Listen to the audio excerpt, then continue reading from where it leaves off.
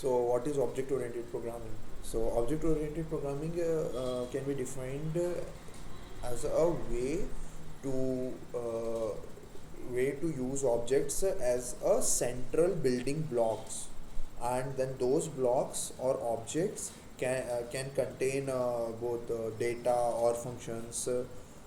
So and it also helps us to organize the code very well, and for the code reusability. So next question is, what are class and objects? Explain real time use cases.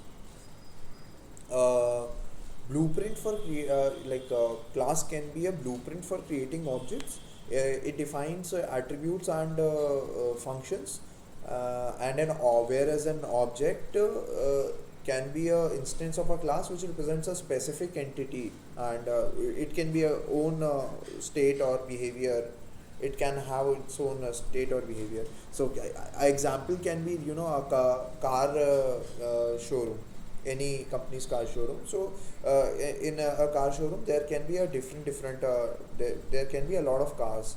So these cars can be these each car represents as a different object, but they all come under class they all come under a class called car. So and This class can hold these each object can hold their different attributes, like manufacturing year, model, price, mileage, etc. So the next question is, what are member variables and member functions? Explain with examples. So member variables can be defined as a storage of an object. like uh, they can be defined within a class, and they represent data that holds that object data object holds. So they represent a data which object holds. And whereas member functions are defined within a class. They are also defined within a class, and they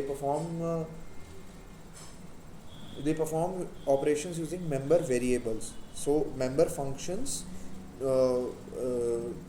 use member variables to define a function. A great example can be about a car. So in a car, its car's manufacturing year, model, and color, mileage can be all these are member variables.